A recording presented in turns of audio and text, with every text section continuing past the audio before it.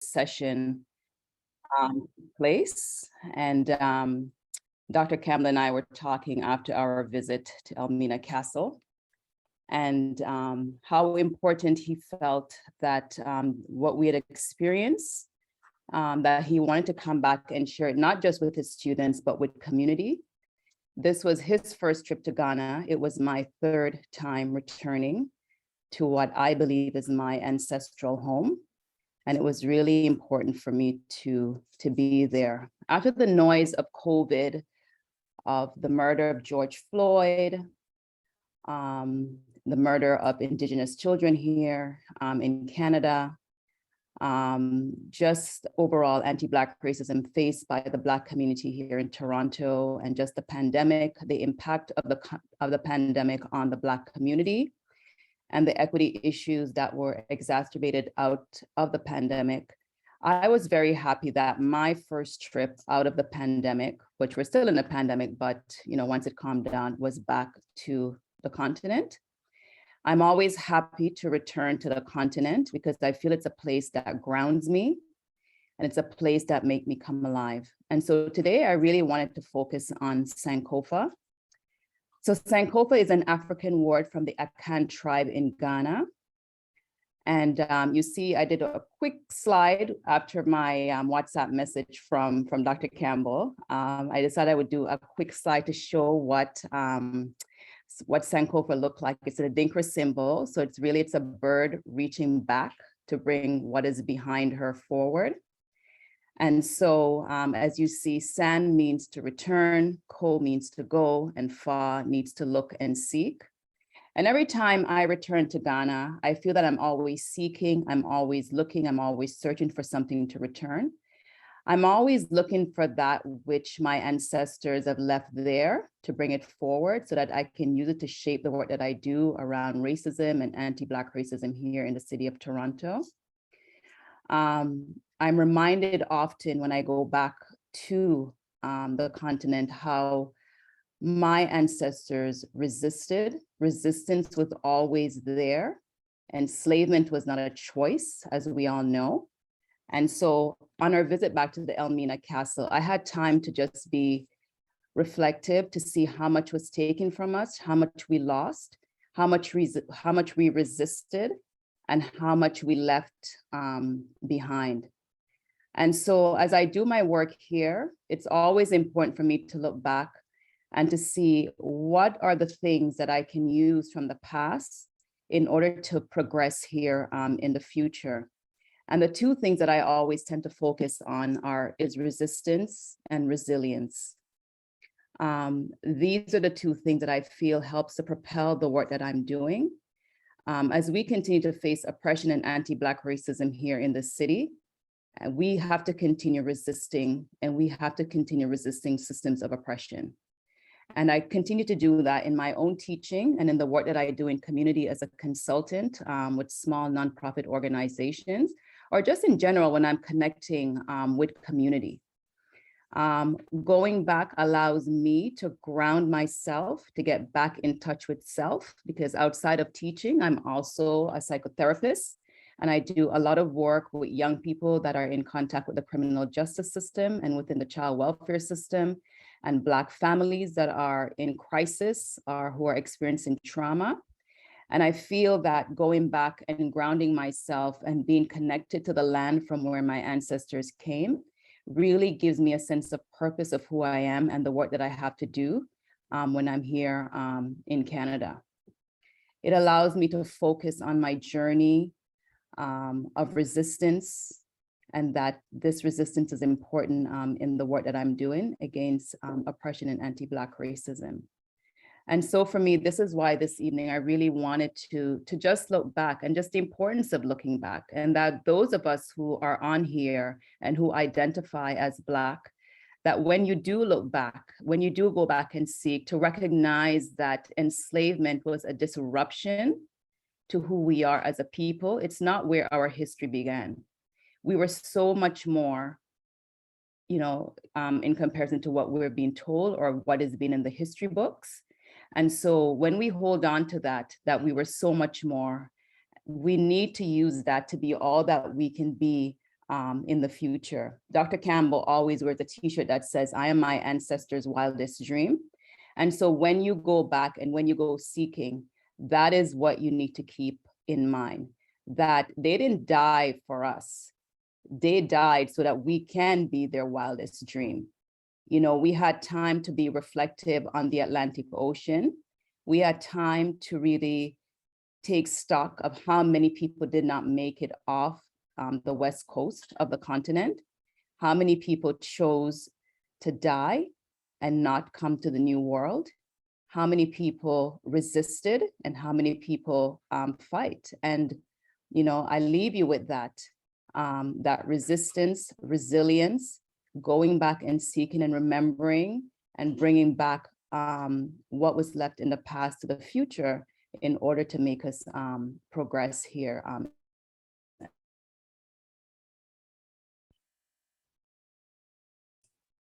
Thank you so much for that, Gillette. Thank you, absolutely. Thank you for that, going back. And it's funny, we start the conversation about going back. That is something else. That is really, really something else. And something you said really impacted me when you talk about grounding. And I want to say this to everyone, because I see this is something that I think a lot of us are yet to learn. And I see, as a person who works in the university space, and I didn't plan to say this, but I see the struggle with people don't wanting to make mistakes, or people are afraid or ashamed to say they don't know. And I just want to say, and Gillette could testify to this, I walked over to Gillette and I was there and I said, "Tell me about Sankofa." I said, another one was when we were going to the castle. I use the word castle. I'll unpack that, don't you worry. And I said, and Gillette called us for a grounding. And I said, turn to Gillette after we were finished, because I've been in grounding space before. And I said, I need to sit in silence to understand what that means when you say to someone, we're grounded. What does that really mean? And so I just want to explain to everyone, there's so much for all of us to learn. And I want you to come into this space with a level of humility and a level of vulnerability and a level of honesty to say, I did not know that. Not to say, wow, oh, where you heard that from? Because that's what we are seeing in the pushback in the work of equity, the lack of genuine humility to say, I don't know, or I'm sorry you felt that way, or I didn't know I offended you, or I didn't know that was traumatic for you. I didn't know you were triggered. And so we have to come. Today I said something to a group that was consulting with me, and I want to share what I said today. And I wrote it down, so don't steal my quote, okay? I said, give each other enough grace to grow. I was doing a consultation and got very emotional. I turned to the two person and I said, we need to learn to give each other enough space to grow, enough grace to grow, and pour enough love on each other so that we can have the opportunity to change. With that, I'm going to turn over to Damien Crawford, who's Dr. Damien Crawford, one of my best friends. We grew up together in Jamaica, so I want to give context, who's a medical doctor. I know he's on shift right now, so he's taking time out to be with us. Damien, over to you, who's going to talk to us about belonging and connection. Over to you, Damien. Thank you, Andrew. Thank you for this space. You know, I am an educator, but a different kind of educator. I'm a physician, and I don't know if people know that, but the word physician actually means teacher. So I feel a camaraderie with people who are in the field of education. So I'm very happy to be here. So Andrew mentioned, I grew up in Jamaica as well. I came here when I was 18. You know, the sense of what it means to be Black when you're in the Caribbean where everybody is Black is very different than when you come to a country like America, which is where I'm at, in the DC area. You then start to feel this different kind of Blackness. But growing up, I always had a curiosity as to, you know, where did my people come from? Where's my last name from? My last name is Crawford.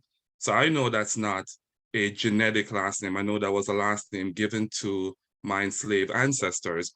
So I've always had this curiosity as to who did I come from? So like many people, I did the 23andMe, and it says it comes from, you're on the Mende tribe or the Igbo. And when I meet people who are from those different groups, I always wonder what my ancestors did. Am I Igbo? Am I Yoruba? What am I? So that was what Ghana was for me, is to see the area of the world that my ancestors came from, like a physical connection to it. What do the air feel like? What would they feel like? What rivers did they wash their clothes? You know, what kind of scenery did they see? And when I went there, I noticed that it's on the coast, yes, but everywhere is not that far, right? You know, there's Sierra Leone next door, there's Togo, there's all these different countries, and it just occurred to me, well, you're from the whole place. You're just a West African, you know? And that was really, really profound to me. Instead of trying to figure out this, well, I'm Igbo, I'm Yoruba, you know, and some of these designations, or if I'm Nigerian descent or Sierra Leonean descent, in the grand scheme of things and in the geographical location of the area, probably doesn't make that much sense. So I felt a connection to anybody born in this part of the world, as a part of the Black diaspora, and anybody from West Africa. To me, you're my brother, you're my sister. And in my work as a physician, you know, we could go into, I'm sure, I don't know if you guys ever discussed some health statistics and what they look like in America, but on almost all the health statistics, Black people do the worst, you know, the lowest life expectancy, the highest rate of HIV, you name it. And we have one of the lowest percentage of doctors in the country. I think only 3 or 6% of all doctors in the United States are actually Black. You know, so I use this connection is when I have the opportunity to mentor a young graduate, to give them career advice. When I meet patients that I can form that easy connection with, I definitely use it in that way to educate the community. And another thing too, and Juliet mentioned the resilience. You know, one of the parts where really struck me and I had to really hold myself together is when we're at Cape Coast and that little door of no return. You know, and I'm an immigrant. When I came to the United States, I hated it. I wasn't forced to go anywhere. And I can just imagine, you know, surviving like imprisonment, then being forced to leave, then going across the whole Atlantic, then being enslaved. And I stood there and it occurred to me that, whoa, I am them. These are my people. And if they can survive that, then I can survive anything. And so I hear people talk about the ancestors and calling upon the ancestors. It really became real to me then. Like, which ancestors are you calling upon? And when I think of them, I really think of those people who were imprisoned there and then shipped abroad and then survived slavery. It just became entirely real to me. And anybody who's a descendant of those people, you can survive and resist anything. And that's one of the things that I took away from that whole experience. Wow. So that's it. Thank you.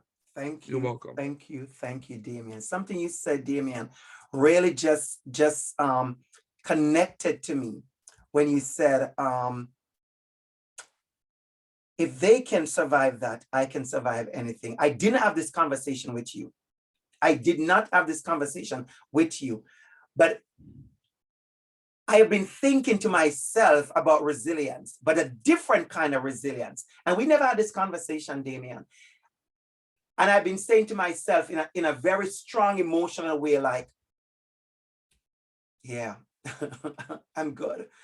Like, if my ancestors can go through that, I am built. And something you just said, I don't know you realize how powerful that hit me, Damien, when you said, when people talk about their ancestors, you ask, which ancestors? Which ancestors? Because there are many, our ancestors used to come from many spaces and different types, but which ancestors? And it's funny how you choose to hold on to the idea, but the image of a certain ancestor. And I have done the same because it gives me strength. It gives me strength. So I understand what you said, and that is so powerful. Thank you so much. Thank you so much. And Damien, talk about the castle. We keep using the word castle, and I use it intentionally. because this is no castle, but we'll get into that in a little bit further on when we get into our presentation. So at this time, thank you so much, Damien. And we're going to come, maybe Damien's going to come in and out, because we're going to have question afterwards. This time we're going to welcome our next speaker, which is going to be Gladys. And Gladys is going to talk about duty. Gladys is going to, when Gladys sent me the text on the term, I just smiled because I'm excited to hear. And Gladys is also from Ghana. Gladys is Canadian, lives in Canada as well. It's a Ghanaian Canadian. And thank you, Gladys. I want to say Gladys was our host for the first 3 days. And I know somebody's saying, so much of you went there. Gladys' house is big enough to all of you. Absolutely, and leave change. And I'm saying that on purpose, because I want to make sure, because we are plagued with this idea that we never had enough. And we are never enough. And what we do is not enough. We are not seen with plenty. We walk into Gladys' house had a room for all of us and leave change. And I want to underline that.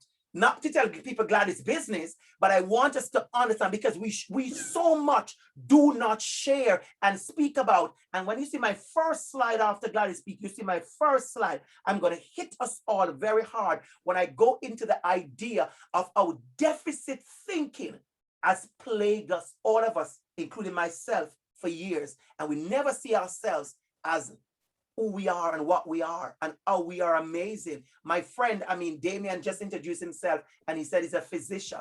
Well, Damien is the head physician where he's at in the hospital, one of the head physician. He's a physician administrator. Okay, he's the one you call every 5 minutes. If he's on vacation, the phone has to ring because he's important. Let's put it that way. But we don't do that. We weren't taught growing up in Jamaica how to always hide our light. And that is something, and I'm going to tell you something. I have a slide about taking up space. Gillette, I just want you to know, it hit me when I reach home. What is this take up space? I keep on telling us to take up space. What is this take up space? And it hit me. Leaving out that castle, it hit me what take up space really means, and I'll share it with you later on. Gladys, it's over to you.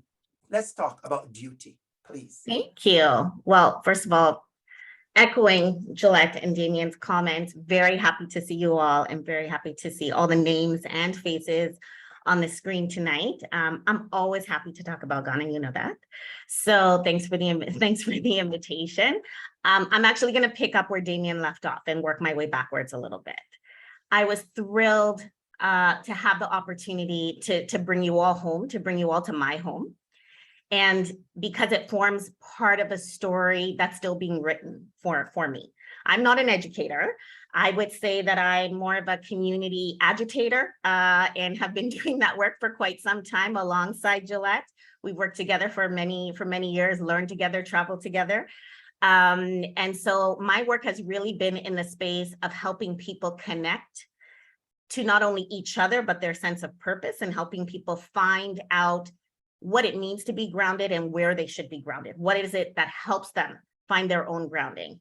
And on this particular trip, I was in a space where my foundation, my grounding was very shaken. It was very off balance for many reasons. So this trip was not just an opportunity to help a group of people experience Ghana for the first time. It was also an opportunity for me to also figure out what is my new foundation. When things get disrupted in your life, you kind of need to, take some different steps to figure out how you settle and how you ground yourself again. So that was the outcome and the opportunity for me. To explain a little bit about that and why, duty was the word that I put forward. I am a first generation Canadian. So if there are any first gen people, kids on this line, you will know what that means. For me, it always meant that my parents were very clear that this is not our home. We live here, we have the opportunity to live here, but if things go awry, and this is something they used to say all the time, you need to find somewhere to go. And this is where we're from, and this is where you're gonna go. So they always told us about Ghana. They started taking us to Ghana very early. There are 4 children in my family. I'm the first one that is born here. My older sibling is not born in, my siblings were not born in this country. They always made sure that we felt very connected to where they were from, and for whatever reason. And they always made sure that we understood what they were doing, what they were investing in, what they were building in. And you, as you hear these things and you hear these stories, you start to make up your own image in your head about what it means. Who is so-and-so that they're talking about? Who's this person that's always calling in the middle of the night because of the time difference and because they have some kind of emergency? You start to put these things together in your mind with your own story. As a child, it was very annoying. It was very frustrating. I was upset with my parents all the time because I felt like they weren't paying enough attention to what was happening here. They were constantly preoccupied with what was going on back home. It wasn't until I got older and started to travel on my own that I had a better understanding of what that was. But I always was very clear to them, that's your story, that's your path. I'm not taking that up. You guys came here by choice, not by force, and decided that this is where you wanted to raise your family. So this is where I would like to be. This side of the world is what I want to experience. Whatever you're doing over there, I'll go and enjoy, and I'll have my holidays and I'll visit if I have to. But that's not my path. Well, clearly I was lying to myself, and they always knew that, because when I lost my parents 20 years apart, each time that sense of obligation and duty to pick up what they had left became stronger, much, much stronger. And so this last phase of understanding that, yeah, these are not things that you can just walk away from because you are grounded there, because you feel a connection there that's not one that you can really explain. It just is. It is part of your being. And wherever people are from, hopefully you feel the same way when you go back home, or you have the opportunity to go back home if you haven't already done so, wherever that is, that you know that there's a place from which you come and there's a place that you're always connected to, that replenishes you, that helps to strengthen you. Everybody needs that. For me, that is gone, and for other people, it's other places, but everybody needs that. So the duty that that came to mind when I knew that we were going to have this conversation is a duty to self to make sure that you have a sense of connection somewhere in this world. It doesn't have to be here.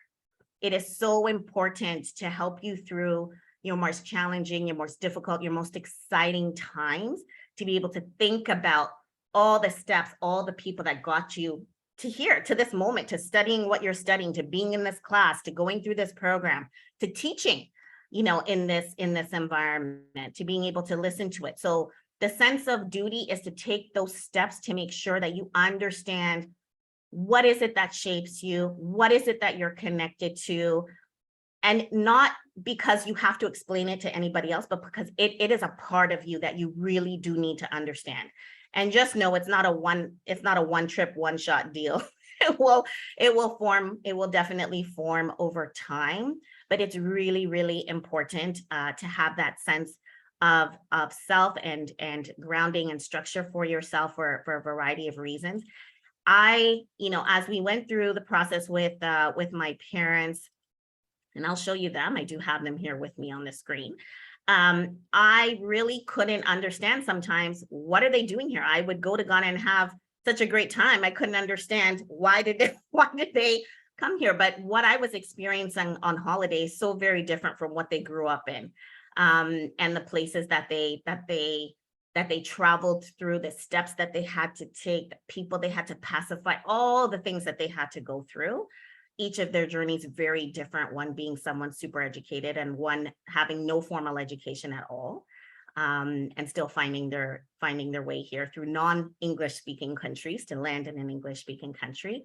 So none of that taken for granted. And I think about that every time new people come to Ghana or want to come to Ghana. I do feel a sense of, maybe that is part of my purpose, is to help them experience it, not to define the experience for them, but just help them have that experience. And I'm glad you all mentioned visiting Cape Coast and visiting what I refer to as a dungeon, and what that was like for everyone, because the experiences were really different. And sometimes part of giving grace and having grace is to allow people to have those really varied experiences in that kind of environment for the first time. So I'll stop there. And yeah, looking forward to the rest of the conversation. Thank you so much. Thank you so much, Gladys. Absolutely. Thank you so much. I want to do something that you learn from so many people, and I've always boast You have heard me boast about being a learner, and I love learning. So I'm going to do something before I continue speaking. I'm going to ask every one of us. I learned this from in the MT program at University of Toronto, our coordinator of equity, inclusion, and student experience, Mari. And I want to thank Mari for that learning, and I want to practice that. So I'm going to take about 30 seconds. I'm going to ask everyone to turn off their camera for 30 seconds. And just take a time off camera and breathe.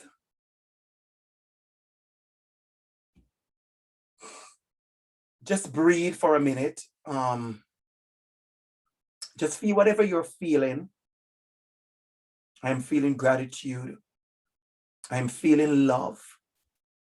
Whatever you're feeling, if you're feeling anger, it's fine. If you're feeling displaced, it's a feeling. If you're feeling sad, it's a feeling. Whatever you're feeling. Dr. Liam Edwards, one of our friends who's worked closely with Juliet, I hear his voice in my head right now saying, whatever you're feeling, feel it. I planned for these days for maybe the last 4 or 5 weeks. And even if I was going to cry, it wouldn't have been now. So whatever you're feeling, allow yourself to feel that. Thank you so much. You can come back on camera and we're going to continue the conversation. Thank you so much, Gillette. Thank you so much, Gladys. Thank you so much, Damien, for that. And thank you all for the comment in the chat. Remember, it's our chat. The chat is not locked. It's not off limit for none of us. As we're talking, you say something, you want to type something, a word pop up, you have a question, you want to put it there. Somebody maybe can respond as well. You're not distracting me. You're not distracting any one of us. It's a community space and it's intentional and it's for every single person. And I want to make clear, it's not for the Black folks in the room. It's for all of us. I invited you here. You are community. You are community. I see my neighbor. I had the best lunch with my neighbor, barbecue with my neighbor the other day, and we're going to have fall dinner together soon. And that's how you build community. That's how you build love and you build intentionality behind that. And so thank you, Gladys. Thank you, Juliet. Thank you, Damien, for that. Yeah. So let me get into my presentation and then we're going to open for some comments and questions. But as I said, while I'm talking, feel free to use. So we did say, welcome, we have a conversation, land acknowledgement. So for me, I'm going to take you to a series of photographs and comments. And so the first one here, I call dream and invite others to dream along with you. This is very important. So this is Juliet and I. We are traveling to Ghana, business class on Air France. We work hard, we save our money. We bought very expensive tickets and we lived our best life on that plane. And we had a moment. So I'm not showing you to boast. We had a moment. We're sitting on the flight from France to Ghana. And we were sitting there, Juliet sat near to the end. And a little girl, a little Black girl was coming through the plane. And she stopped. And she stopped to Gillette. Gillette, maybe you could turn your mic on because I don't want to tell the story and tell it incorrectly, please. And she stopped and she said, wow, you all must be rich Black people. And Gillette, can you take over for me? Take a minute and tell me what your response was and what happened there. So my response to her, well, she was in such awe to see us sitting in first class, first of all. And when she made that comment, I said to her, we're not rich. We worked extremely hard to be here. And one day you too will be sitting in this area of the plane. Yes. And she smiled and just kept walking with her mom. But I really wanted her to know that, yes, that one day she too could be right in that section of the plane. Thank you so much. Thank you so much. So how is this connected to teaching and education? And I tell a quick story here. I taught my first school was Waterford Primary School in Jamaica, a school in what we call now an inner city community. And the back of near to the train line, the school was literally situated physically at the train line. And I noticed there are many students, and Damien actually attended that school, an amazing teacher, amazing school. I taught at that school, but there were also many students in that very school who could not see themselves beyond the train line. And so nobody had invited them to dream other than where they could see, dream in the community. And so I want to remind us as educators, not for children, but for all students, adults. There's so many adults coming to me, it's kind of ridiculous sometimes. The need for inspiration, the need for motivation, the need to say to them, dream with me, the need to say, Dr. ABC, you are here, and I said, and you will be the next person, because I don't expect I'm going to be the only Black person here. It cannot be. That's a waste of my dream. And so I want to encourage all of us when we do this work to dream and invite others to dream with you. Doreen and I, we have had some conversation with one of my students, talk about the passion, the excitement. When you share, Doreen, we have talked about this already, the motivation, the inspiration that is necessary in our school so our students can see what they can become and who they can become, and see you in space more than just the teacher, but knowing that you're a person that can, the person that dreams, and you invite them to dream. And so I wanted to share that. My next picture is Black joy on arrival. You know, what does Black joy look like for you? And Black joy is more than jumping up. And I'm sure you all know that.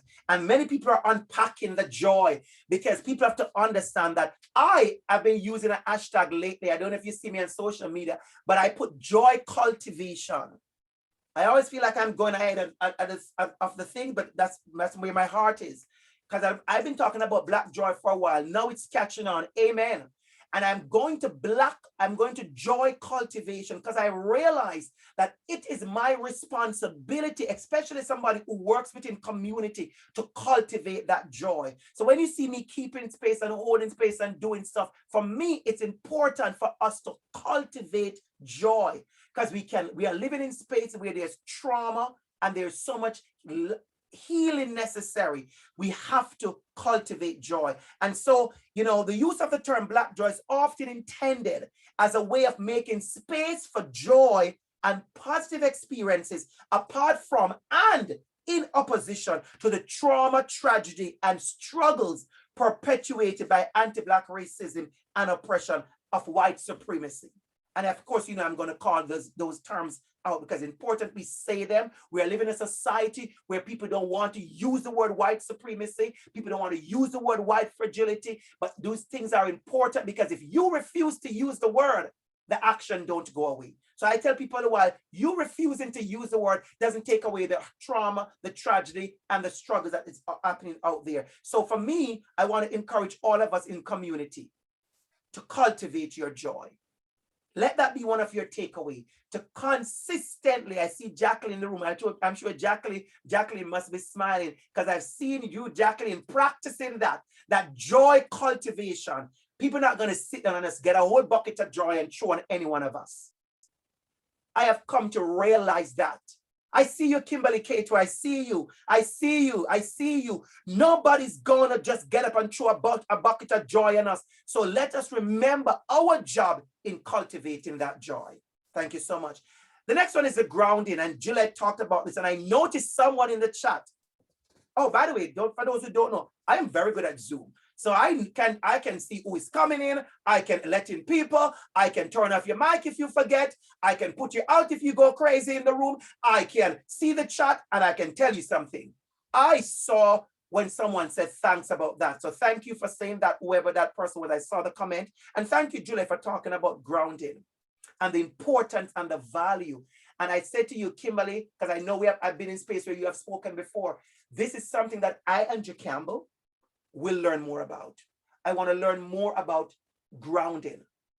I know I'm very big on my preparation. I'm very skilled in certain area, but when I want to understand more that grounding, that setting apart, that standing firm in who you are. I mean, I'm very good at that, but I realize there's an intentionality behind the word grounding that I am yet to learn some more, and I'm willing to open to learn that, because I said the scholarship, the learning is important. So I'm going to read a quote here from Carapusa 2020. Grounding techniques are strategies that can help a person manage their traumatic memories or strong emotions.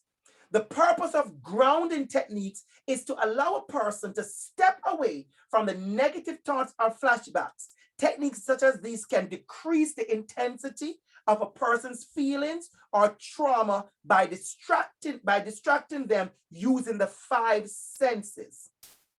Focusing on what they observe in present environment can help a person detach from the past. And I'm learning about that. I have another quote here about a getting grounded strategy enables persons to dialogue and learn to be consistent with their values, the assumptions, the language, and the norms. So there's so much to learn from the idea of grounding ourselves.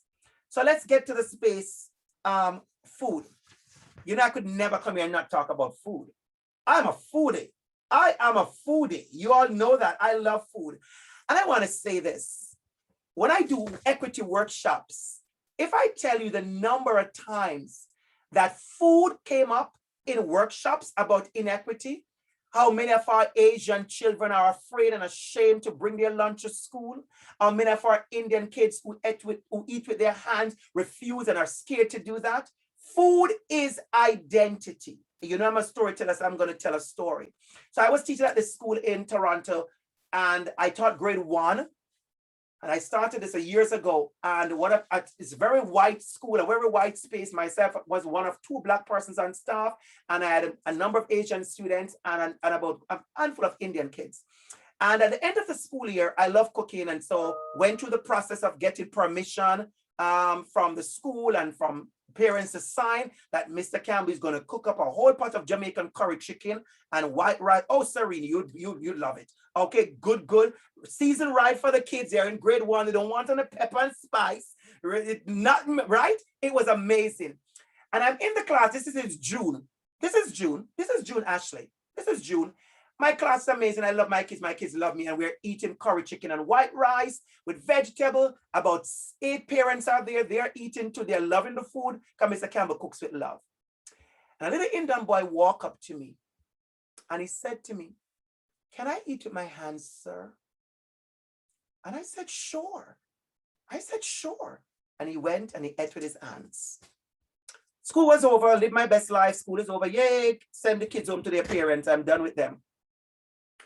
And a parent came to the door. When I looked, it was a child's mother and father at the door. The father said, "Hi, Mr. Campbell," and he shook my hand. And the mother, before she could say anything, she started to cry. My first thing, I was thinking, Lord, help me. What is this at school today? And she said to me, "You may not know your influence you have on my child." She said he came home today and he told me he ate with his hands in school. She said, as an Indian family, we do eat like that at home, but I prevented him from doing so at school because of the embarrassment and the teasing and the bullying. And when he told me that how comfortable he is in his class, that he could have walked up to his teacher and said, may I eat with my hands? And you said yes, and he did it, and he felt good. She said, thank you. You see, belonging is powerful. I have centered belonging the day I learned about food and other person's food. I have centered belonging long ago. And I want you to realize belonging is not just about color of your skin or identity. Belonging is about all the parts of your identity, your sexual orientation, your sexual identification, your family, your politics, your religion. We want you to understand all of that is a part of who you are. I always tell people, I am DR.ABC, I'm a son of this, I'm from Jamaica, all that. But I also tell people I am reggae music, I am dancehall, I am crab, I am curry goat, I am Elsha, I am steamed fish with good okra, I am white yam and afro yam, and I am dashing, I am tambourine ball, I am climbing mango tree, I am picking mango, green mango and salt, I am getting piece of pudding. I am all of this. And you need to remember who you are in all the spaces that you take up. And so I want to share the food we had and how amazing the food was. I'm sure some of you can see some of the things you can identify with some of the things. I see some of your mouth watering. Yes, I've noticed you must have seen a lot of fish. I had tilapia almost every day, but I can tell you that goat soup at the bottom there, Lord Jesus, that's a win. When I go back, the first thing I'm having jardarine, I'm having that goat soup. Or they call it, or what they call it, goat light soup. I don't know what light is in it because there's no light in that soup. That soup is heavy. I heat it and I sweat, and you know the food good When you eat and you sweat, Doreen, you know, don't pretend like you don't know. When you have a good bowl of soup and you sweat, you know that food good. So thank you for that. Slave forts in West Africa. So this was something I would encourage everybody that when you go on trips like these, be ready there's a level of readiness. So this is what we were calling the castle. They call them castle, but we know them as dungeon and as forts. So forts imprisoned Ghanaian people along with trading posts for centuries, beginning in the 1400s. People were forced to live in unsanitary and unsafe conditions without access to water, space, light, or proper ventilation. Cape Coast, which we visited, Cape Coast Castle is a prominent example of Ghanaian slave fort, with its colonial operator having lived in pristine condition. So I want you to know, if you saw this building, I'm sure you know there are many houses in Canada, in the Caribbean, in America, built in this style. I'm sure you could go into any magazine and find a picture right now of a house built in this format. Beautiful homes.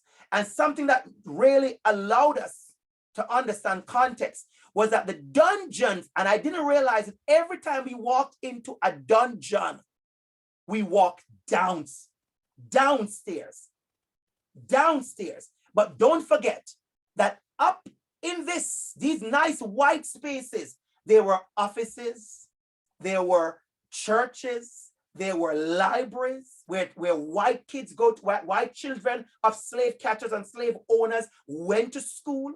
There were rooms upon rooms to entertain their misses. There were rooms that they took our ancestors to rape and put back in the dungeon. All happening in this pristine space. All happening in this pristine space. But below this, below all of this, these are the dungeons. And I want you to keep recognizing this here is painted white. And this here is like that. Notice the step, the stairs, the window. I want you, I'm sure I was speaking to a professor today at OISE talking about spatial geography and political geography and the geography and the politics of space. And so she's talking about that geography is more than just a map, right? And although most of these maps are messy as well. And she talked about that, spatial geography. And this connected to me today because you look at this building and you look where the slaves were kept. You see the light and the bright and the white. You see the darkness. I want you to realize that this was intentional. And as we went into these spaces, this is a fort, a quote unquote castle, a big place where colonizers lived in lavish. They host their guests. As I said, there were events, ballrooms and dances and events. And down below were the dungeons where our ancestors and slaves were held in their own pee, their own vomit, their own menstruation fluid, and they stayed there and occasionally taken out to be washed. I didn't say bathed. To be washed. I didn't say bathed. To be washed, to be raped, and to be punished. And so taking up space for me took on a whole new meaning, Doreen. An entire meaning. I get it. We don't know about this space. And for those who are in, because I know there's some persons have said to me, I'm trying to date somebody the other day and they talk about being intimidated. And I realize it won't change because I'm going to continue taking up space and showing up in spaces like I need to show up, like my ancestors never got to show up. I'm not going to be in any dark spaces, in any pushed aside, in any space. I will take up space in every space that I get. And I want us to understand that. That was when it really connected to me, the idea of taking up space. It really, really connected to me at that time. So even though you may not know the exact village, like Damien said this, and Damien, the research supports the research is there, Smith et al., and I can give you, I can share with you the references later on so you can look at some of these work. What you said was on point. Even though you may not know the exact village you came from, the township you were from, the clan, the family you came from, you can be assured that this is one of the last places that our ancestors touched before leaving the shores. And so the door of no return is quite a conversation. It's quite something that people get to see and people want to see, and people have to go there to see the door of no return. And this picture for me is very emotional because I remember when we walk outside and Gillette turned to us and she says, we returned. We returned.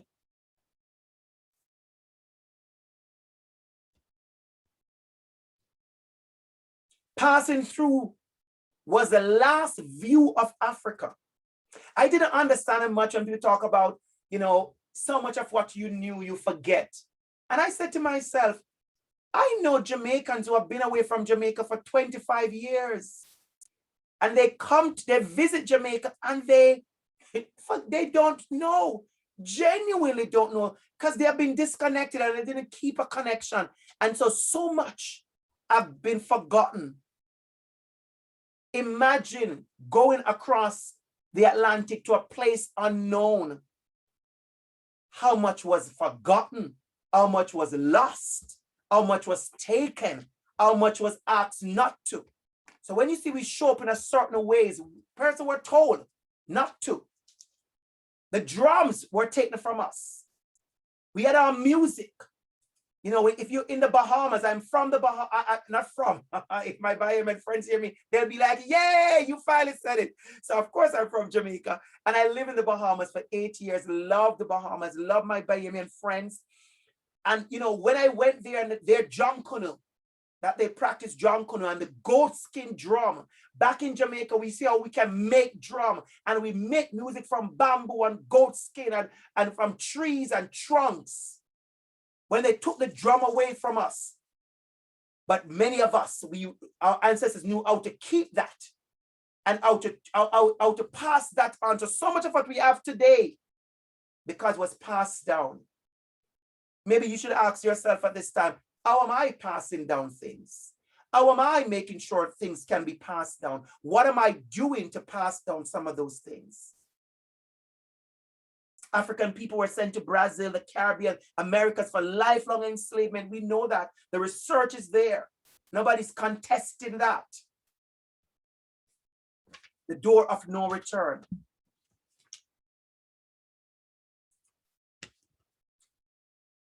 That's why it is said it's a door of no return, because they believed that at that time that they erased all these things from ourselves, that we'd never find our way back home. But look at the resiliency of African spirit and look at who you and I are, that we made our way back home. Smith et al. 2021. We made our way back home. Before I continue, or I should say before I continue, I want to bring something else into the space at this time for us to have, for us to just take in a little bit before I continue my next slide. So before I continue my next slide, I want you all to get a little bit of some of the experiences. Okay, so I have to do this video. This is lunchtime. It's amazing. Damien, what you having? A goosey with pounded yam. What you having? A goosey with pounded yam. Oh my God. We are having, what are you having, John? Jollof and tilapia. Jollof and tilapia. What am I having? I am having grouper with boiled yams, and I'm in love with this thing. What is the name again? Contomere. Contomere. I am in love with contomere. Oh, it's lunchtime in the.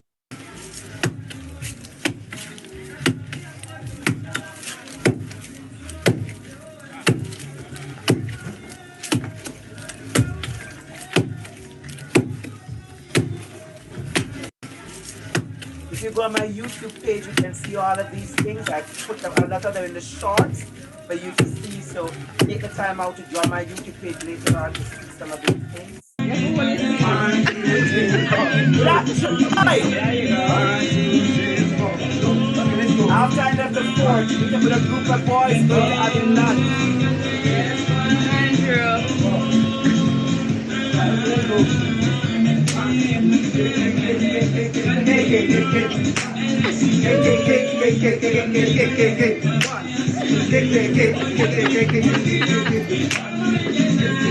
That's what That's right.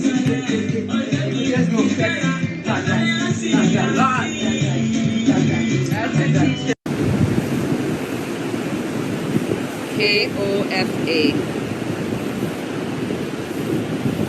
Oh, what's that?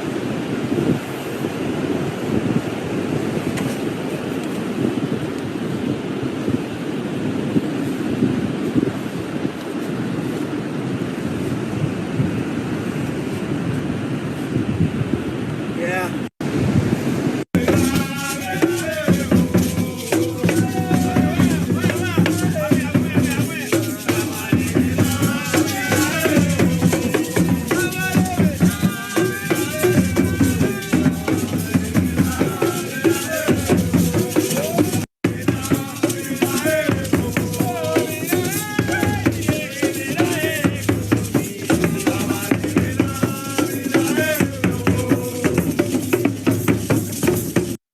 And the deeper stuff is actually looking at us in the face. And we're ignoring it. Of course, that's not a part of the cuff. That's not a part of the speech, right? But you know, right? It went right into that. Thank you so much. So I hope you enjoy a little bit of that and see a little bit of that. I'm going to follow my spirit. I follow my ancestors. Yes, they're right here. And what I'm going to do, I'm going to put you in groups for 5 minutes. This 5 minutes is just to say hello. I feel like it's time for us to say hello to each other. So we're going to go in the groups, in chat rooms for 5 minutes. You don't have to turn your camera on, but it'd be good if you can, just to say hello to each other. Just to say hello, greet each other, just say hello to each other. That's all we need. Just say hello to each other. Give a smile, give a hug, wave to each other, so welcome each other into community. I see you. Let's take a minute to see each other. 5 minutes on the clock. I want to do this. Go ahead.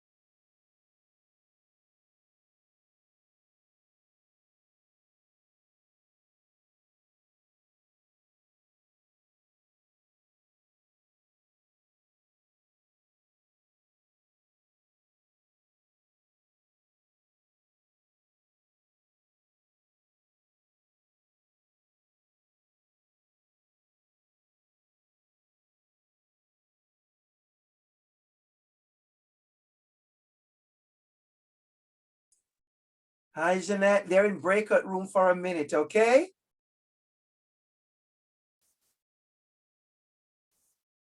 Your mic is off. That's okay. They're in breakout room for a minute. Give them a minute. They'll be back. Love, love, love. Stay right there. They're going to come back in a minute. Awesome. Awesome. Thank you so much for the love.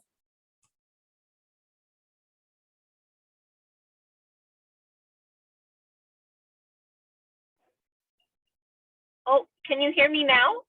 Yes, I can. Oh, yes. Oh my gosh, Dr. Campbell, thank you so much. Yeah, I don't know, my mic wasn't working. I left and I came back. But No problem. They're coming back now. So thank you so much. I'm just so heartened to hear and receive your messaging. And wow. Wow. Thank you. Thank you for being here. I see you, Jacqueline. Thank you for being here. I was waving to Jeanette because I love seeing my people from PDSD. Awesome. And you're in the car. Awesome. I'm in the car. Awesome. I was leaving school. I said I have to keep receiving. Yes, all it's gonna be something else. I'm gonna wrap up soon with the pedagogy and practice part, so please don't leave for that. Before that, and I see you, Kathy. I see you, Risala. I see you. Thank you so much. Welcome back, everyone. Did you get to say hello to people? I see you, Natalie. I see you, Michael. I see you, Chanel. I see you, Floria. Floria, wave. That's I love you. I appreciate you. I love you, Cassandra. I see you. I've been calling people name out. I see you, Maria. I see you, Maria. Love you. See you. I see you, Isaac. I see you. Trina, I see you. Thank you so much. So let's get back right into it, because I definitely want to share with all of us as educators and physicians. See, I learned something new, that it means education. I learned something new. Right, love the breakout room and the sharing. Wonderful. Let's get back right into it, everybody. And so we went from there. And so here is so if you ask me, what was the hardest part for you of not the trip itself, but the journey to the fort, to the dungeon, to the castle? It was this picture. And I cried earlier already. I don't know why I was crying. I guess I was crying because of joy, but I think I'm good. I know I'm good. This was my hard moment, Jacqueline. This was my hard moment, Risala. Ashley, this was my moment. This was when it became very heavy for me. So as you see the slave fort, everybody, let me go back to give you context. You see the slave fort. You see that you have to go down into the dungeon. Well, this picture here is right above the dungeon. And this passageway here, where you see that feet at the top right-hand corner, that's the staircase right there, that little red spot right here. That's the staircase going to the church. And so every Sunday, slavers, colonizers would walk past this mandatory space here to go into the church. And right down in that space there is a dungeon where the smell is coming up. They talk about people holding their nose to go into the church. I'm going to write about that, what that means to hold your nose. Don't you worry. You know me. I'm going to write about what it means metaphorically to hold your nose going into a church while passing people who you are killing and destroying, who you have robbed and plundered and raped, going into the church. And this was the moment that I was most troubled. And I put it on purpose to say, God is love, the weapon of religion. And many of us, this is not historical, many of us still are experiencing and understand the weapon that have been used, as religion has used against us. I myself, somebody who identify as gay, remember the time I felt worse in my life, and it was in church, the place where we were supposed to find the love. It was a place I was told I was demon possessed, the place I felt most unwanted, the place I felt most hurt, most talked about, most discarded, if I ever felt discarded, it was in church. And that was because of my sexualities. So when we think about it, many of us as Black people, we struggle with this because church is so close to us. You notice I've said Jesus maybe 5 times already. Anybody know me know I love gospel music. And that is something we are working through and figuring out. So none of us is on the side of perfection. When I do my workshop, I always ask people, I always say to people in my workshop, I said, tell me, as you finish this workshop with me, I always say to people, what are you learning? I say to people, what are you unlearning? But I also say to people, what are you struggling with? What are you struggling with? And when you can truly say, I'm struggling with this, it's on the burner. So it's there in consciousness that you're struggling with. And I can tell you the religion and who we are as Black people has been one of those tensions that some of us are still struggling with. And it's a struggle for many of us because I can tell you, I consider myself to be a prayerful person. And I look to the hills from where it's coming my help. I say these things without fear of embarrassing or anything. But I also know what I have felt in some of these spaces. And so it's a tension. And I want to say to all of us, continue to understand that you are not imperfect when you feel these tensions, or you are not so broken when you feel this tension, because there are tensions in all of us. And I think when we welcome these tensions, we are better able to survive and better able to thrive. So we are still here. We are absolutely, thank you, Ashley. We're absolutely still here. You know, when we were finished visiting the castle, the dungeon, we couldn't go to the next one. We wanted to do 2, so I have to go back to do the next one. I'm going back many more times. But we were saturated, and many persons felt so heavy that we couldn't do. But as I walked outside when we were going to lunch, I just saw this, and I realized at the same shore that we were dragged from and taken away from, it's the same shore that we are still here living. It's the same shore where people are fishing and having commercial and doing. And so I want us to remember that we are still here. You are still here. You are still here, and that is important for you to understand. I showed this already. Black joy is alive. This is connected to that. We are still here. Black joy is alive.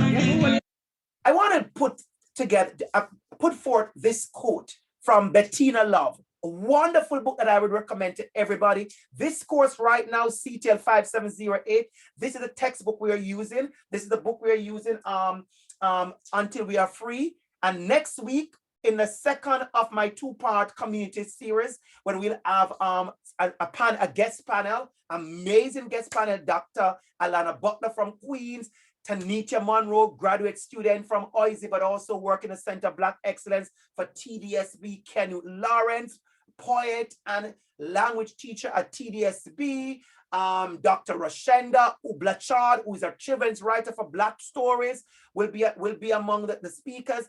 It's going to be something else. You won't be hearing me speaking next week. I'll be moderating, and my students will be doing some of the moderating as well. But I want us to take a minute, every one of us.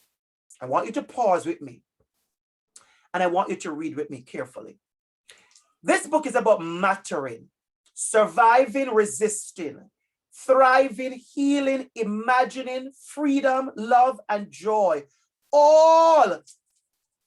Get ready, educators in the room. I see you, educators in the room. I see you, educators. All elements of abolitionist work and teaching. Abolitionist teaching is a practice of working in solidarity with communities of color while drawing on the imagination, creativity, refusal, re-remembering, visionary thinking, healing, rebellious spirit, boldness, determination, and subversiveness of abolitionists to eradicate injustice in an outside school. I want to be very, very intentional when I'm going to say this to everybody. I want to be very intentional. The work to disrupt anti-Black racism, anti-homophobia, Islamophobia, the work to disrupt anti-Asian hate, oppressive practice, the work to do all of that is not only about the resistance. I want you to pause and I want you to drink that for a minute. Ophelia, we had that conversation on your show. For those who don't know, Ophelia is a talk show host, kind of Kingston TV station. I had the privilege to be there, and I'm going to be there again one of these days. And we had a conversation. I want you to realize when you are looking at your weapons to do the fight, you're going to pull in like me. You're going to pull in your call out. You're going to pull in your challenges. You're going to stand up like I have done in spaces and raise your hand and say what you need to say and sit down and you realize what you just said. Nobody cared. So you raise your hand and you stand again. Oh, don't play with me. I've done it. You sit on boards. And when you go on those boards, you speak up and you show up. I've been teaching my students and the community that disruption and advocacy has many ways of doing it. When I see a young lady says, I wrote a book, and it's a book about this little girl, and I said, wow, what level of advocacy? And she says to me, it's just a storybook. And I said, well, it's one storybook that we finally have. I said something, Ophelia, in an interview I did, in a podcast I did, and they wrote me back afterwards, said, Dr. ABC, wonderful, blah, blah, blah. And they said, that line we have been talking about. I said to them, I grew up in Jamaica under the British school system. We are modeled from that. Before I was 14, so I was 14 in grade 9, so let's go down to 13. Before I was 13, I had read maybe 40 Nancy Drew, and maybe about 40 Hardy Boys, maybe about 34 Bobsy Twin. I have read every fairy tale, including Thumbelina. Some of you don't know Thumbelina, but I know Thumbelina. Right, she's just as fabulous as Cinderella, but she's small. Goldilocks is a little bitch, but I can say the word bitch. Goldilocks is a bitch, but I know her too. And I've read all the Amelia Jane, Mr. Meadow Mother, Mr. Mother Meadow, Naughty Amelia Jane again. I have read Tom Sawyer's Huckleberry Finn. I've read all of those books before I read The Wooing of Bepatite. Before I read The Year in San Fernando, before I read The Wine of Astonishment, before I read My Father's Son Johnson, before I read The Fat Girl and the Mango. And I said to her, to that person on the video, I am 1,000 books behind that tell my story. So for those of you who are writers and you're poets, keep writing.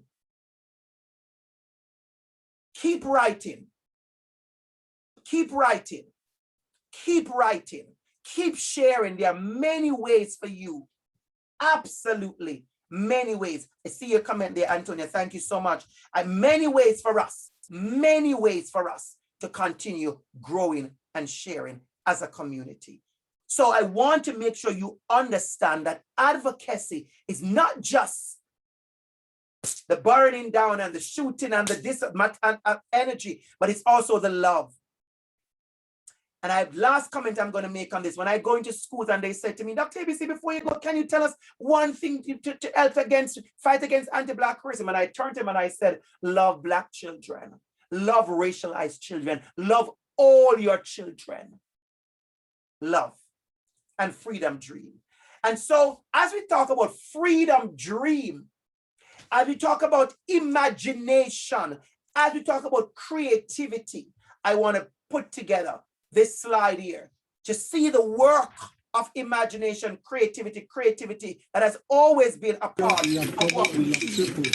Always been a part of who we are and what we do. Single woven, they are always moving just play well. So this one you can see over here is moving We need to remember that you can imagine. But those colorful ones are made with design. Be that teacher, be that educator in the space that allows the children to dream. Allow the students to dream. Allow them to create. Allow them to imagine. Yeah, just for the question. So what our uncle is doing over here is single woven. So when it comes to I leave that there. We have My come- next slide is very powerful. Very powerful. This was my second of 3 powerful moments in Ghana. And I call this one Hold the Line. So I'm going to show you the video of what is going on here for a minute. I'm going to maybe play it for about 3-4 minutes. And I want you to pull from it. Whatever you pull from it, it's up to you. I have been watching for the last 20 minutes. And it's just beautiful how a stranger, just a stranger, someone jogging, someone passing by, just join the road. I am definitely interested to know more about this. This has been, for me, one of the most powerful demonstration of community and of who we are, or who we were, or who we are supposed to be when it comes to helping. It started out earlier, maybe about 8 guys were on it. And you just see people passing. There are other people doing their own thing. Let me just give you context. The beach is full of people doing their own thing. But every now and then somebody passes and join the road. Every now and then somebody just literally just pass, put down their shoes, put down whatever they are carrying in their hands, and just join the road. And you see the intentionality. Not everybody's doing it. People are going about their business. You can see that. Look at this guy in the red. I'm wondering if he's gonna pass or he's gonna join the road. Yeah, see that? He just joined the road. His 3 friends are here. They're walking about. It's not mandatory. It's just a will. And I definitely want to learn more about this. Definitely want to understand more about the rope. I'm not even interested in what is at the end of the rope as much, because I do figure at the end of the rope will be seafood, fish, shell, oyster, something. I'm sure there's something at the end because of this effort.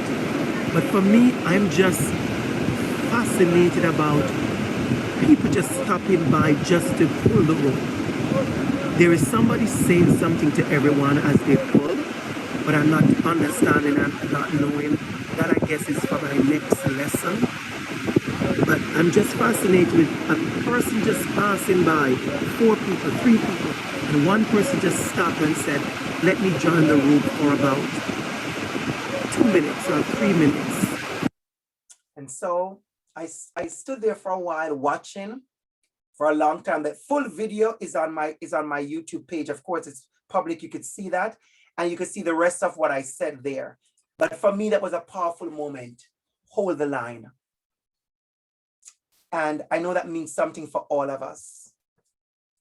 Think about, as a representative community, what is it that you need to hold? So I want to bring all the teachers in the room, all the community leaders in the room. And I want to come to this important page. Implications for educators, practice and pedagogy. So this talk is not about, yay, let me show you my pictures from Ghana. I already did that on Facebook. This is for us. What the lessons that I'm going to take when I continue writing what I want to focus on. And the first one I put there is a disrupting deficit thinking about Black children. This is a big thing in our schools happening.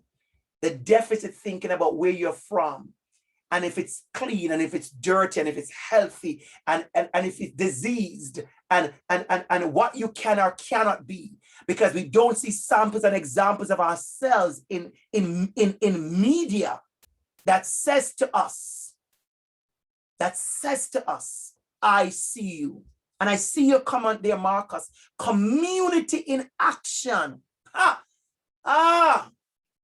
Marcus Singleton, one of my guest speakers I've used in my class many times, PhD student here at OIS in social justice, who is also studying about hip hop and doing the work. Thank you, Marcus, for being here.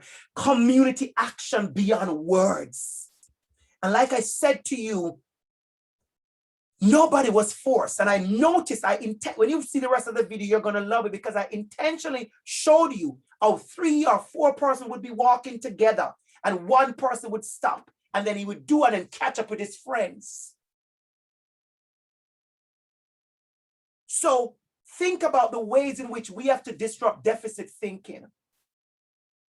Holding high expectations for Black children, telling them they can. When the young lady came onto the plane and she said, wow, you all must be rich, you in first class on Air France. Gillette stopped her. Her mother was right behind her. And she said to her, you will be here one day. How are you inviting others to dream? I am happy to say I work at one of the top universities in Canada. If my father was alive, he wouldn't have enough mouth to tell everybody at the taxi stand that his son is a big professor. I know my dad. He would have told everybody in the taxi stand. They would be tired of hearing my father saying his son is a professor at the top university in Canada. But the kind of love that I had as a child growing up, I had a dad who had very high expectation for me. If you had my book, I wrote 6 years ago, I have a chapter that says, Daddy said I'm a star. How are we telling our children in school and looking at them and say to them, you're a star? You are a star. How are we doing that to our students? Are we telling them that they can and they'll be doing and they'll be amazing? And are we doing that? The next one is through culturally relevant and responsive pedagogy. The pedagogy that says, I see you, I know you are more than just a number on the attendance list. You are a person. And I see you, I see you. I always say to my students, with hijab wearing students, I said, I see you, I see your hijab, I see your pin, I see your head wrap, I see your afro, I see you. The next one is concerned about our students and their identity and how we allow them to identify. Right now, in a country like Jamaica, full of so many Black people, we are struggling with some of these issues. And I say that very open and plain, because when you hear some of the nonsense that we are doing in schools and allowing students to disengage, it's ridiculous, because we have been so colonized. The internal racism, the internal marginalization, the internal deficit, the internal things are still impacting us. And many of us, we still put ourselves against a ruler where we compare ourselves to structures, colonized structures, and do not believe in our own identity. We have to identify. Thank you so much, Linda. We have to make sure we hold ourselves accountable. Creating a affirming space. That one is major for me. Your classroom, Jacqueline, must be affirming. Your classroom, Isaac, young Isaac going out to be a teacher next year. Your classroom, Isaac, must be affirming. And it is affirming for every single child in your class.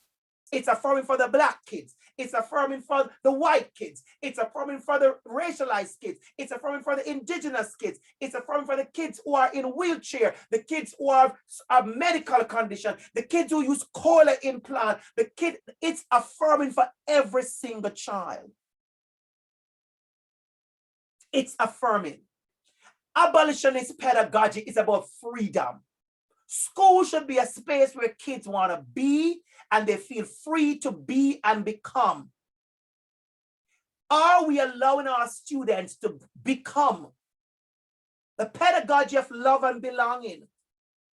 The pedagogy of connecting with community. I was just speaking to a superintendent the other day, and she said, Dr. ABC, we have really failed. We have really failed with community. She said, I have a staff that I don't think they know the 2 neighbors on the street at all. And we're in a community school. We're so fabulous in school. We don't even walk community anymore. I was at a school, my last school I was at, we had something called a walking field trip, where you got permission to walk a certain number of kilometers within the school space without permission. And I would take the kids on community walks so often. We're so stuck on technology, we forget community. What are we doing as educators? When you go on practicum, Isaac, you're preparing for practicum soon. Risala, Ashley, you're all preparing for practicum next year. How are you, Risala, will ensure that your classroom, your pedagogy is undergirded with love and belonging? How are you going to do that? So in closing, I want to leave it you 2 last slides.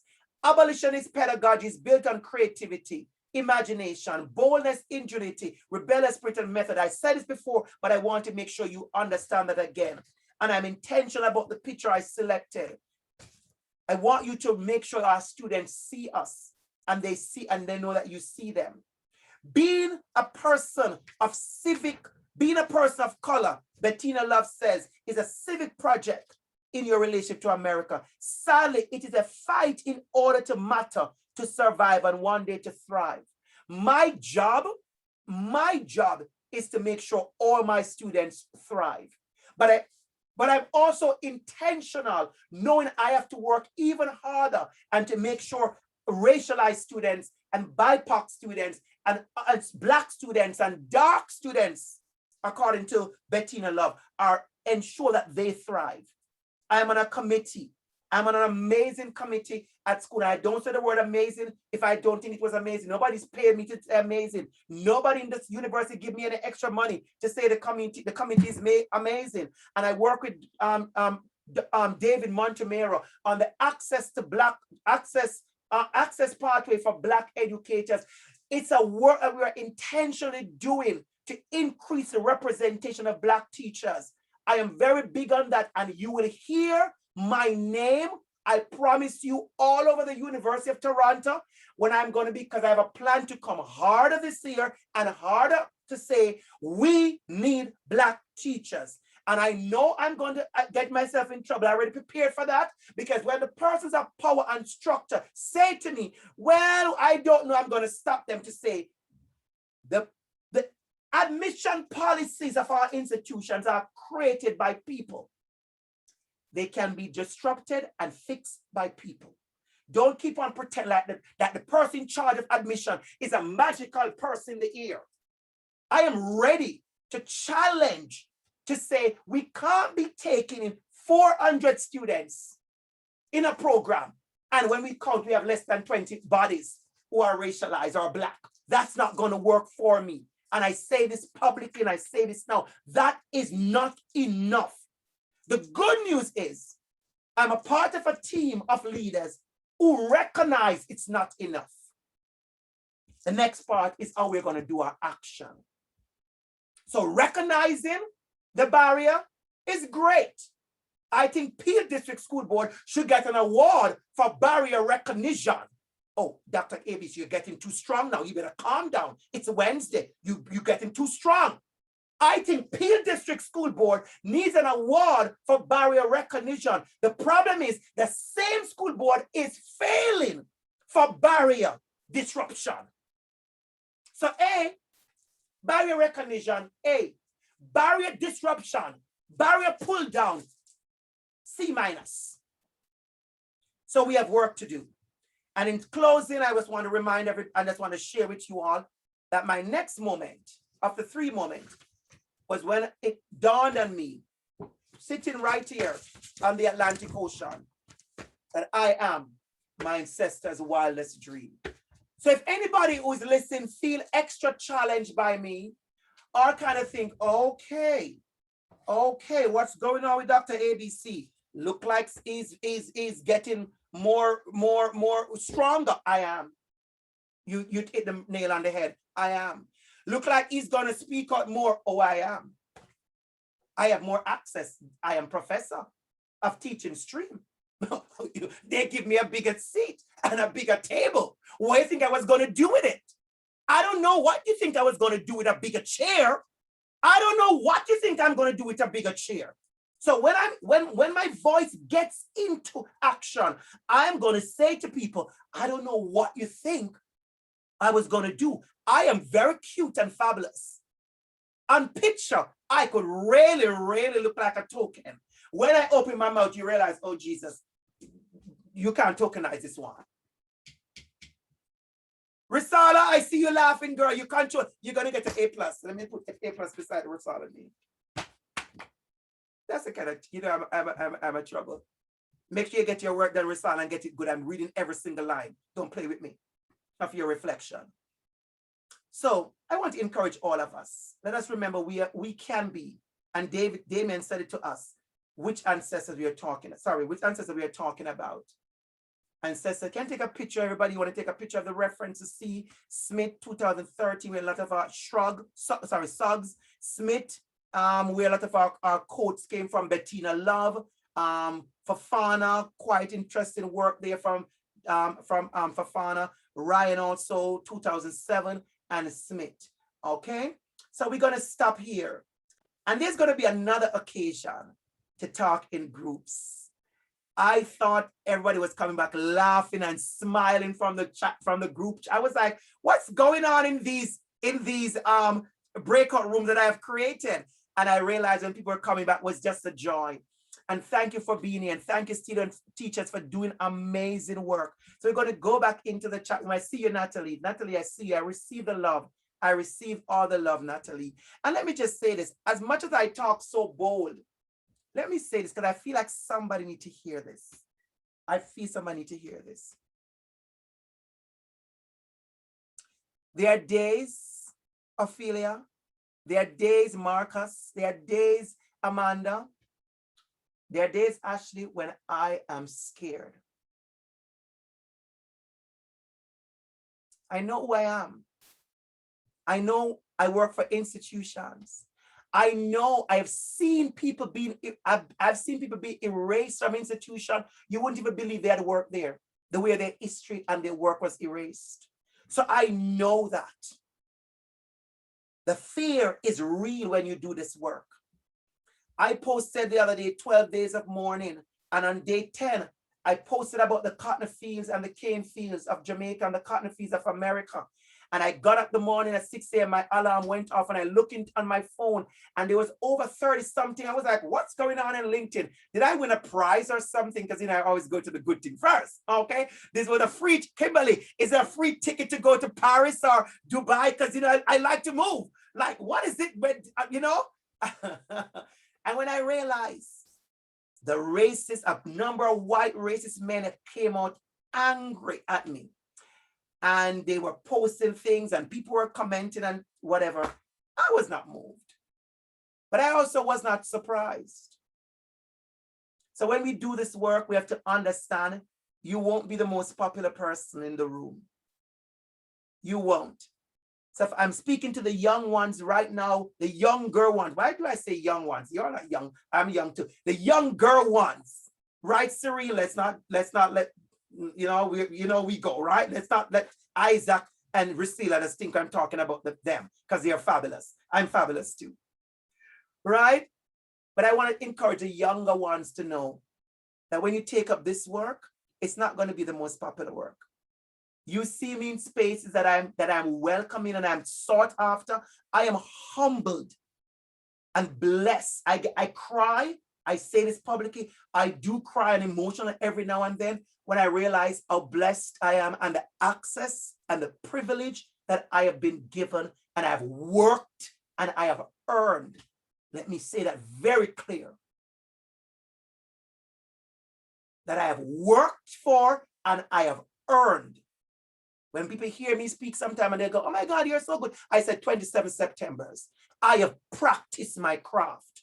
And I do that on purpose because so many times we do not say those things. And we still feel, even in our power, we still feel like we're subjected to a higher power who finally gave us some privilege. I have worked and I've earned where I am. Yes, Marcus, thank you. We have worked for this. But I want to let you know, there are spaces that if my name come up, they go, oh, we don't want to use him. And there are spaces that just can't get enough for me. You have to remember when you do this work of resistance, that's going to be your result, Marcus. There'll be a place that says, oh, we want that Marcus Singleton guy, the guy with that PhD guy who is doing that. We want him. And another place says, oh, no. We don't want that. He talks too much. He says this. He's too strong. He goes right in. He talks about Black folks. Yeah. And so remember that in who you are. So we're going to do another breakout room because I think that is where people are want to talk some more? Do we want to talk somewhere in the breakout room? We want to say hi to each other some more? Yes, I see that. I see it. So you're going to go back in the breakout rooms for another couple minutes. And when we come back together, we're going to just answer 1 or 2 questions, literally quick questions, maybe about 4 quick questions, and then we wrap up this session. All right. So breakout rooms are going to be open. I'm going to mix them again. So you won't see the same people. No. We're not trying to do that. We want to mix up and meet new people. So I've added another breakout room and I've recreated the rooms. And so everybody go say hi to each other. Send some love, send some encouragement, share your contact, tell them what you do so we can continue to grow as a group.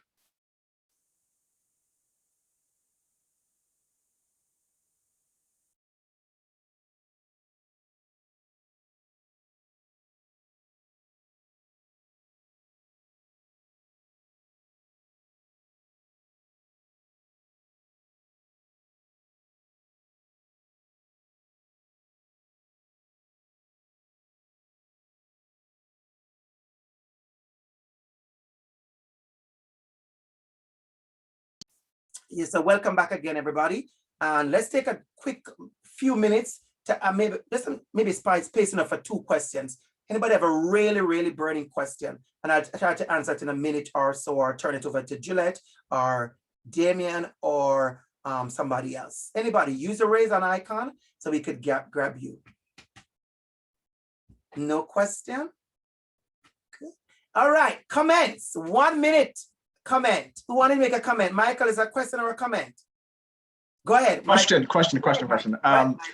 Yeah, so I was wondering, during your time there really quickly, were you able to kind of gather some information or information about the kind of history, pre-colonial contact within Ghana in terms of how folks were, in terms of culture, food, religion, even, along sexual orientation as well? Just wondering what that kind of looked like. Thank you so much for that question. So quick answer to that, no. That's why I have to go back. Why? COVID happened everywhere. So this is not a joke. I rented a cab for the entire afternoon, and we had Gladys help me to map out. And we had about 3 museums. I wanted to go by myself. So everybody was at the hotel, 7 of us. I wanted to go by myself that afternoon to go to 3 different museums. The driver's gonna wait for me, take my time, spend 2 hours just to go through. Everywhere I went was either closed for renovation or closed because of COVID. So that learning is something that I'm intentional about, because I want to do some auto-ethnographic work about Black joy, about identity, and about belonging. So I want to do some research, actually do some auto-ethnographic work. So I have to go back, and I've already spoken to the people at university who have funded. I actually spoke to my dean, Professor Normand, about that. And he was like, yeah, because I did get some initial funding. And I said, just wanted to know what I need the funding for. And he was like, oh, no, that's fine. That's work research. So I'm ahead of the game. So thank you so much for that, Michael. There's so much more for me to understand and to learn. And there's so much more. Absolutely. Of course, it's 2 weeks, but I want to go back and spend time like I'm in school, right? And connect to other things. So yeah, wonderful.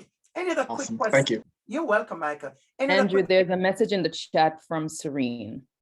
Message in the chat from Serene. How do you propose getting more Black and racialized teacher candidates to the doors of OISE? Serene, what a question. What a question. Funny enough, Saturday, Serene, I'm going to answer it in 2 minutes. Saturday, I'm going to be on a panel of EFTO, which is the Elementary Federation of Teachers, Elementary School Teachers Federation of Ontario, and the entire thing is about increase in Black teachers, right? And I am speaking about that, but I'm also talking about what we have started, OISE, intentionally. And like I said before, I don't know if you were here when I talk about it, Serene, but we have an intentional program that we have started called Access Pathway for Black Educators. And the work is really, genuinely honest and significant. I can personally say I have seen the work. David Montemere, who is with me right here, is leading the work. And I can tell you it's very intentional in ways that sometimes when I walk away from the meeting with David, I do get my own reflection and I understand. And I've said it in front of David and behind David's back. I have said, this is what advocacy looks like, genuinely fighting for that. So it's happening. But here's a good news, Serene. I was a speaker at in Peel, the same Peel I just talked about, because I love Peel. I do, they know.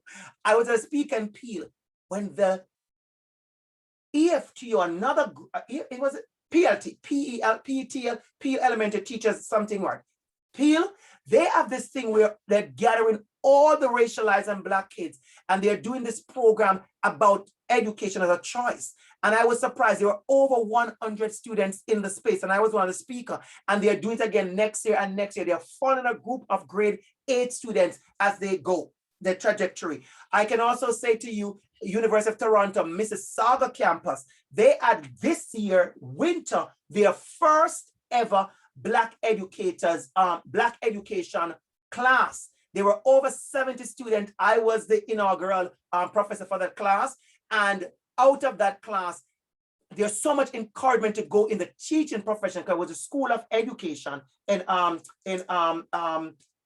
University of Toronto, Mississauga. And I can tell you, 2 of those students are now in the MT program. So what I think that good answer to that is there are some things happening outside and around OISE, within OISE and outside of OISE, that is bubbling up. And I can tell you the leadership is also very aware. And I'm saying that not for any good grace or anything. We have an intentional conversation. So I know the difference of going to a space serene and there's no conversation. Or I ask for something that is to go on an agenda and they give it 3 minutes and everybody sit and listen to you. You know, they can do that quietly. And when you finish talking, the room is quiet, like you didn't say anything. So I've been there. In our space, it is something we have been talking. As a matter of fact, I'll close with this. We have a meeting with admissions, and I know for a fact that David Montemere is getting back to that conversation with admissions. So as David said, the plan markers want to connect with you. And right, absolutely, it's going to happen. So thank you for that, Serene. It's happening. And guess what? When we say, are we our ancestors' wildest dream, who you think who is going to do the work? We. And that is what somebody thinks that I have a problem with us with sometimes when we ask, well, why is that not happening? And I go, who is the you person is going to do it? It's you and I. And so I've already registered myself to say, Andrew, you have to sign up for the work. And so I know the work is here. Going to the final question from Kurt Henry. Kurt Henry, I know Kurt is, I don't know if you can come on camera, maybe not, because it seems like you were in a car. Kurt is as a new doctor, I think it's now Dr. Henry. Is it Dr. Henry, is it Kurt? Or a month away from Dr. Henry? Hi, Dr. Campbell. Good evening, everyone. From Jamaica. I'm currently traveling, so you may hear a little noise in my back. Noise, Dr. Henry has on. Okay. Yes, but I just had to be here. Thank you, Dr. Campbell, for being honest, for being genuine with these conversations. I'm interested, what are some of the things, because you spoke about the process of learning and unlearning.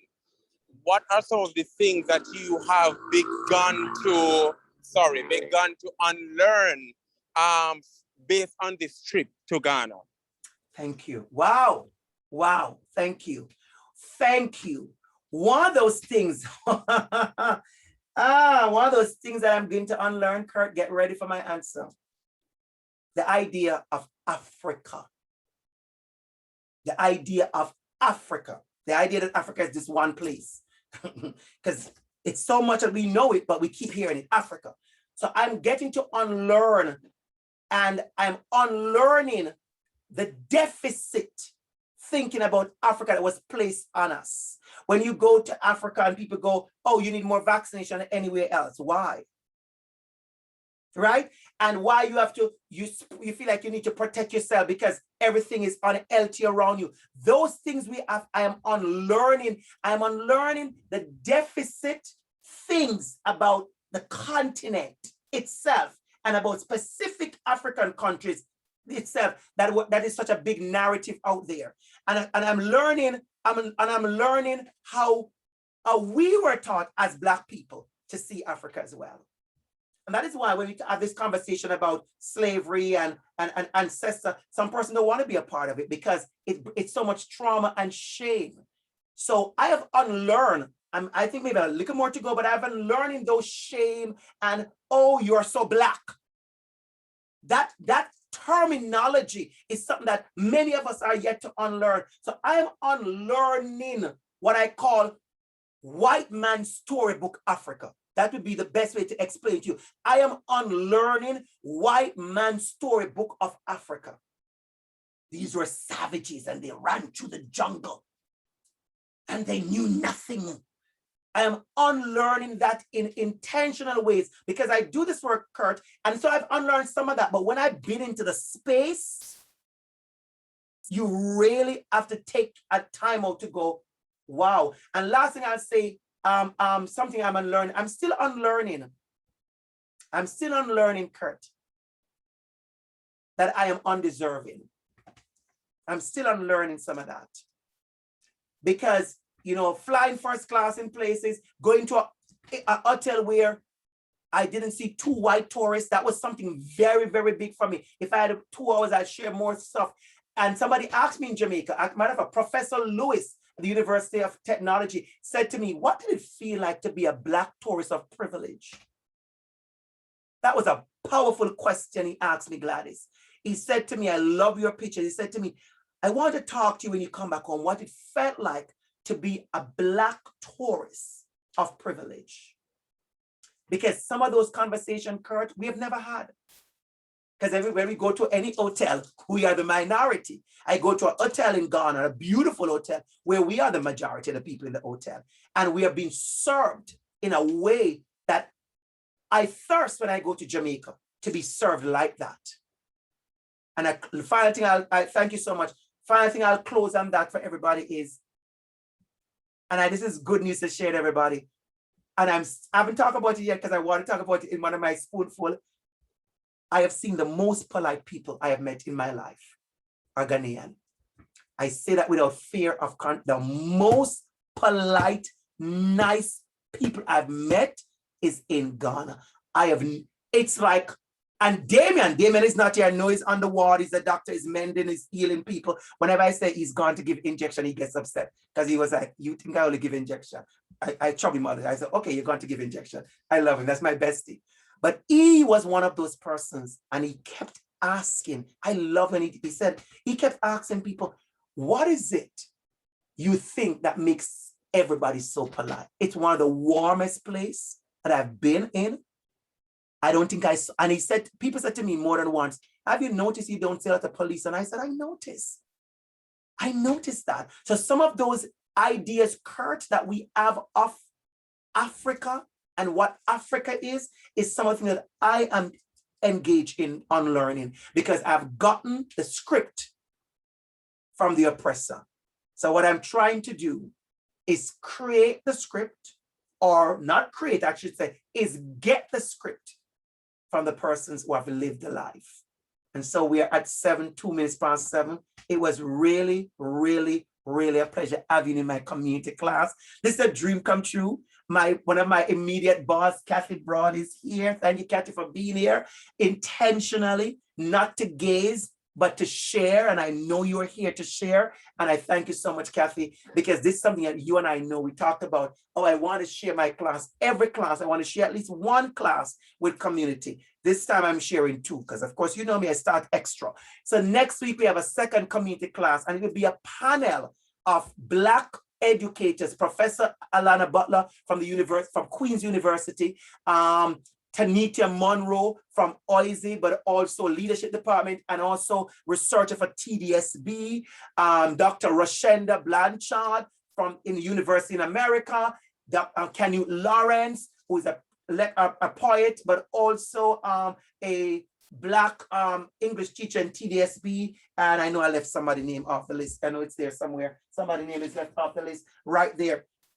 It's going to be an amazing panel. I won't be the speaker. I'll be the moderator. My students will be the ones to introduce them. And my students are in the room. So if you wonder who is in my class, that's Doreen over there. That's Isaac. We saw Risala. I see one of my students, Antonia, who's an alumni, but who mashed up this class. She was in this class, mashed up this class. Ashley, Chanel, I see you, Chanel. I see you, I see you, I see you, I see you, I see you. See new student, Maria, I see Isaac, I see Risala, of course, I see you, Serene, I see you.